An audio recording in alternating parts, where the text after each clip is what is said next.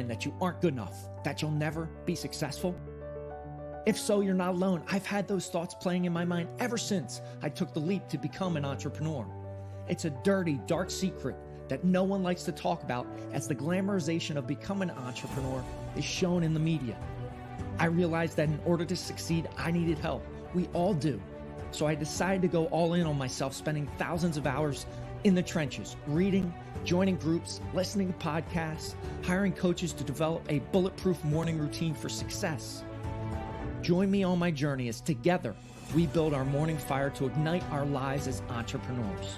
My name is Jeff Wickersham, and this is the Morning Fire for Entrepreneurs podcast.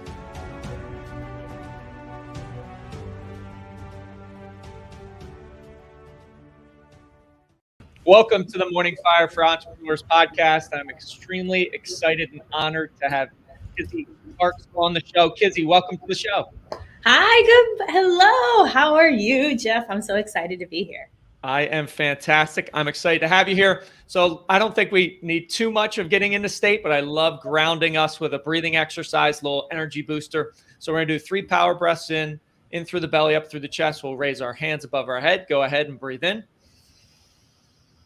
And out. Good. Another breath in.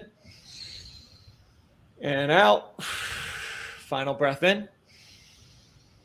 And out. All right. Now I'm going to count down 3, 2, 1. We're going to yell boom at the top of our lungs to get the energy going in 3, 2, 1, and boom. There you go. Thank you. Thank you. I appreciate you. Appreciate you playing along. So I eat, sleep, breathe, morning routines, habits, rituals. I think they are such a foundation for success. So Kizzy, what is 1 or 2 things you do right in the morning that really sets you down that path towards success? Well, one of the things that I do is I work out. Okay. So it's very, very important to me every morning. It usually varies from 6 a.m. to 9. I usually start one of those times and I go to my favorite boutique gym. And that's super important to me because it's just a great workout. I get to talk. I get to sometimes see superstar athletes who are training there. It's just such a great way to start out every morning. What do you feel? Obviously, I'm a huge fan of exercise. I think the physicality of putting our bodies through stuff develops that mental toughness. You know, when you have days, I always like to ask in this question, when you have days that you don't want to do it, how do you get yourself to the gym still? Because those are the days that matter, right? Those are like the tests that we got to pass getting there. So what are a couple strategies you leverage when you have days, which we all do, that you don't want to hit the gym? So I think about David Goggins, and I love his story. I love his book. And my trainer, Derek, and I always talk about carrying the boats. Mm-hmm. And we always talk about that. And so when I don't want to carry a boat, I think about how I can't be that person. I'm like, I have to carry the boat. I may not have it completely up, but as long as I'm there trying. And that's what really motivates me to go to the gym, to work on the different fitness items that I have every day. I love it. And I'm a huge fan of Goggins as well. I did the 4x4x48 run in March that he puts on. So that was awesome. So I love that mindset. So that's truly amazing. So let's get into your entrepreneurial journey a little bit. So if you would share your beginnings, where you're at now, and then I know we're going to get into the topic of government contracting. Yeah. So I always knew, like when I was a little girl, I would collect golf balls from behind my friend's house that were in an alley. So the alley was just littered with all these golf balls. I would take them home, wash them, but I knew that some golf balls were worth more because of my grandmother, Grandma Clump. So I would resell them through the fence. And I just knew at that moment that I was going to be an entrepreneur. I didn't know what that looked like. I had no idea when. And little did I know, a graduate research fellowship at now Patrick Space Force would really catapult me to where I am today. And so that provided an opportunity when I was in graduate school. I had worked ever since I was 15, but I had never worked for a big company. I'd interned at Lockheed Martin for 3 months, and I was given this opportunity to subcontract. And I thought, oh my goodness, I thought I was going to be like ancient, like in my 40s or 50s, maybe a college professor and consulting on the side. That was going to be my big entrepreneurial endeavor. And reality, I was provided the opportunity directly out of graduate school to start a company. And so I did, and I ran with it. And now we have about right around 100 people throughout the United States. That's awesome. So you're in grad school, you get this opportunity. How did obviously you said you were born, you always knew you were going to be an entrepreneur. How did that transition from grad school to running your own company? How did that process go? Well, one thing about graduate school or college in general is that there's always fact finding, you're writing reports, and you need to network, right? You needed to know where to go for the right parties, right? So it was no different when it came to learning how to navigate the space of government contracting and private consulting.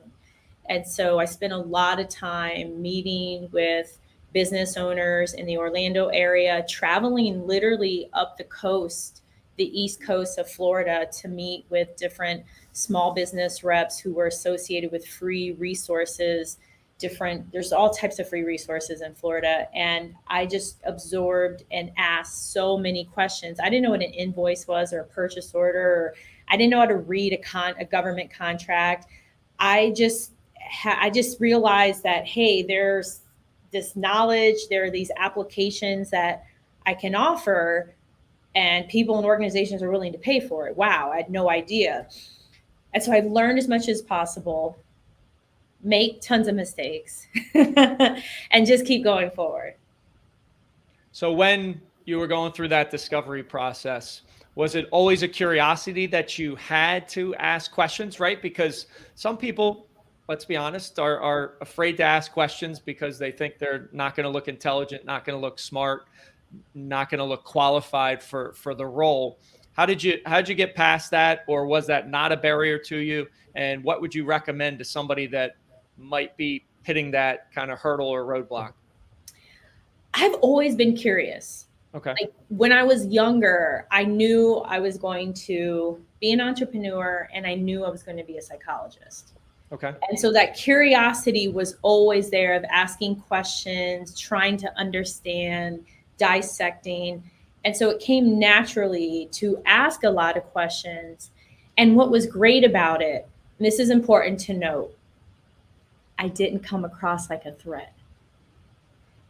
It was, oh, there's this new female business owner with all these questions. How cute, right? And in reality, it was to help me on this journey to what I've put together and what I will continue to grow. And so asking the questions, what was beautiful about it, and it's still beautiful to this day, is it allows the other person to talk about the most important person in their life, which is themselves. It allowed other people to talk about themselves, to talk about their journeys, and to provide tons of information. So it was really cool to get that information. And then I also eventually ended up in the government space. We have formal mentor-protege relationships. So I ended up in one of those. That further helped. And I asked so many more questions. And so it just really helped. That curiosity is vital. To this day, I still ask a ton of questions. It never stops. Gotcha. So curiosity, one, being curious, asking those questions, so vitally important. Two, come across as a non-threat was a great piece to the puzzle. And then three was just continuing to develop your skill set, continuing to learn, having that never-ending growth mindset of it. I feel like are truly, some great value you lay down there, as well as people love to talk about themselves. So if you're hesitant to ask a question, think about it from that perspective. You are just asking their experience, and they more than likely, most people want to share their experience because they're going to talk about themselves. Yes. And they're going to open up. And most of the people I spoke with were really happy. I mean, they were happy and open and eager to talk and to share what they were comfortable to talk about. And then on top of it, In some situations, it ended up leading to partnerships or being connected to someone else, and then that led to something else. Because being an entrepreneur is not linear. Right. But that's what's exciting, is you never know what a meeting, a text message, a phone call, a podcast, a WhatsApp message, you never know what will come out of one little tiny interaction. Yeah, I love that fact, and that is exciting to me. I know just you talking about it, you get a bright smile on your face if you're listening to the recording. Yes, you never know. And that's why I always say you've got to bring energy, you got to bring enthusiasm, positivity to every interaction, because you never know what could come out of it, right? It could be that next big partnership or relationship that you have with someone else. So I'm a firm believer in that. So if somebody is in business, they've always wanted to break into kind of the government contracting arena field, where do they start? Right. I have zero knowledge on that. So I'm going to ask from a place of not knowing a single thing. Where would they start? What would be, a couple strategies you could throw down? Well, the first strategy is you have to ask yourself, this question. Are you interested in providing what you currently provide, or your passion? Let's say you're an accountant, you're like, oh, I want accounting contracts with the federal government. So you have to ask yourself. You also have to ask yourself, or are you interested in taking more of an entrepreneurial mindset and journey, and potentially bidding and providing services to the federal government that have really nothing to do directly to what you currently do? So maybe you're an accountant, but there's these opportunities to provide laptops. So the reason that I put that out there is because the federal government spends over $500 billion every year on everything under the sun. And big companies like IBM, Deloitte, they have a ton of contracts, and many of them are not sexy and fun, but they make money off of them because they're businesses. Right. And the same applies to us small business owners. So that's the first question I ask. Then from there, that's when the decision tree comes into play, right? Okay. So the next step is to check out SAM, like Uncle Sam, sam.gov. You want to just check it out. There's a button on the left where you can search. There's different videos out there to help you so you can get an idea of what's out there. And I know you may be thinking, well, I don't even know what to search for, but that's great. That's exactly where you should be because there's so much to learn, and you just can't learn it overnight on one website. So take a look. The next step is to reach out to those in the government space who may be similar to you. Maybe you went to the same school, maybe you like the same football team, maybe they have the same title that you once had or worked at a firm where you worked, and start to ask them questions. Because the government space is huge. So it's like the cereal aisle at the grocery store.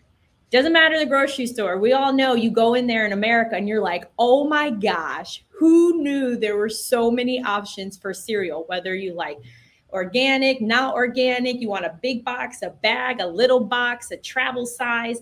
That's how the federal government is. So you need someone there to help shrink it down. So you know going into that cereal aisle, I want this type of cereal, and you can quickly grab it.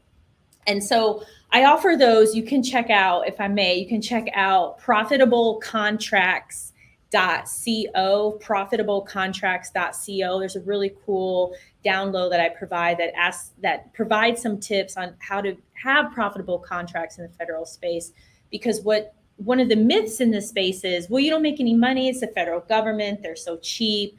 Oh, I tried it. I didn't succeed. Well, that's like anything in life. Right. Maybe you tried to lose weight, you didn't succeed, or maybe things didn't work out in your personal life. You don't just give up. It's just having that guide, having those resources. And I know it's hard. I had no idea when I started. I had no clue. I was just thinking about how am I going to pay off all these student loans, right? Right. And so there are these tools out there to really help you, and it's possible. If I'm able to do what I do, you surely can do this too. I promise you. And I love that last sentence, right? If I can do it, you can do it. And so many times our minds aren't open up to the possibilities, or to your point, maybe you tried and let's not beat around the bush. It could have been a half-assed try, right? You could have done it and not asked any questions, just tried to go it on your own. Here, what Kizzy is laying out is here's a roadmap, and you can grab a free resource. And if she's done it, somebody else can do it. It's just like breaking the 4-minute mile, right? Once that was done, how many people then broke the 4-minute mile in the next couple of years? It was crazy. So it is so vital to success. I have an interesting question because I know you put it on your bio. You're a Guinness World Record holder. What is that about? It's like right over here. There it is. Okay. Behind me, for those who can see, for those who are just listening, I earned a Guinness title in May for the most number of skips of a rope while wearing flip-flops. So it was 182, which is more than 3 a second. More than 3 jumps a second in flip-flops. And that was for a minute? You did it for a minute? Yeah, for 60 seconds. Wow. 60 seconds. More than 3 a second. And it was so fast, the Guinness evaluator had to review the slow motion video 5 times. That's awesome. To get the count. Yeah. I'm a really good jump roper. There you go. I that might be one. So I've got 2 sons, and my youngest son loves to jump rope, and I might have to bring that up. Listen, the Guinness World Record for jump ropes and flip flops in a minute is 182. So that's fantastic. What triggered you to chase that world record or do it, or find that, hey, I'm a great jump roper? When I started losing weight several years ago, I took a jump rope class. It was 30 minutes. It, to this day, it's my favorite class ever.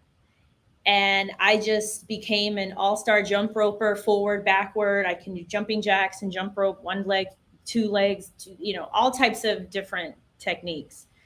And I had foot surgery. And I said to myself, a way to celebrate after I heal, I'm going to set a world record, because I read how David Goggins set a world record. And I thought, goodness, all these things he's done, and he held a title. Why can't I do the same? And so I contacted Guinness, and they had other records, like most number of skips of a rope wearing ski boots, wearing clogs. There's jumping on a pogo stick, jumping with a dog. There's so many different records for involving a jump rope. And they loved mine. And I also want to highlight the flip-flops I had on were like the flat flip-flops you buy at a drugstore that break after wearing them for 10 minutes. Yep. Yeah, they had to approve the jump rope. They had approved the flip-flops. They needed proof of everything. It was quite spectacular, all that was involved. And so I was inspired after healing from the surgery, again, as a way to celebrate. And so I was successful. That's awesome. How many pairs of flip-flops did you break in the process of training for? I wore the same ones. Did you really? It's very important that you train the way you're going to perform. Yep. You have to do so. And they had to approve them. Okay. So I couldn't switch at any point in time. I didn't travel with them. I was like, I don't want them to break. But I had the 1 pair. I still have them. That's awesome. Congratulations on that. I love that. Love that tenaciousness. And obviously, yeah, Goggins with the pull-up challenge, crazy his story and perseverance through that feat. So if you could reach one person today, what would be one thing that you would tell them related to mindset that has helped you throughout your journey and could apply to where they might be at possibly in their life? I think the big thing is you have to try. Okay. Because it's just getting started. It's, oh my gosh, I have to lose weight. Oh, I have to run. How am I going to run 10 miles? How am I going to start a business? We look at often these tasks or these different journeys in life, we look at them like such stressors, like they're so big, right? And you don't have to break it down. I'm not suggesting you do that or anything. You just need to get started. That's all you have to do, is you have to set fear aside. You get started, and please surround yourself with people who are going to support you. So that's the second part, is you get started and connect, whether it's listening to podcasts, watching lives, connecting with those on different social network groups, etc., because you need cheerleaders there to celebrate your wins. But just get started. That's all you had to do. I had no idea what I was doing. I just knew I was given an opportunity, and I said, okay, I'm going to do it. And now here I am, and I have 3 multi-million-dollar companies. I mean, I just started. And that's all you have to do. Jump rope and a world record. I had no idea what went into trying to contact Guinness to set a world record. And look, I was able to do so. So please use that as just that fuel. So whatever it is that you're pondering, stop pondering and just do it. Just try it. That's all you got to do. Just try. Love it. Love it. Action and surrounding yourself with people that support you. Great. Two steps, two strategies to move forward. So Kizzy, where can people find you? Yeah, you can find me you can connect with me on LinkedIn, Kizzy Parks. I was blonde then, but you can connect with me on LinkedIn. You can connect with me on Instagram, Kizzy M Parks. I'm also on TikTok, and I'm on Facebook and Twitter. You also can check out the free amazing download, profitablecontracts.co. You can check out govconwinners.com if you want to learn more about this new program that I have out there. But whichever approach you decide to take, please just mention that you saw or heard me. And I would love just to connect with you and be of help any way I can. Awesome. Thank you so much for being on the show. Thank you so much for having me. I appreciate it. Thank you, Jeff. Thanks for listening. Thanks for watching. Have an amazing rest of your day. Rise, fight, love, repeat. Get after it. And I'll talk to you soon.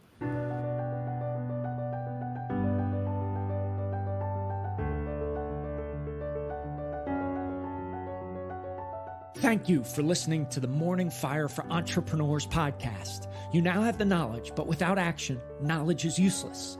Choose to act. Choose to step into your greatness and unlock that hero inside of you. If you enjoyed this podcast, please subscribe and leave a review so more entrepreneurs can hear this message. If you absolutely love this podcast, which I hope you do, then share it up with someone you know who might see benefit from it. Become that beacon of change, and together we can impact the world.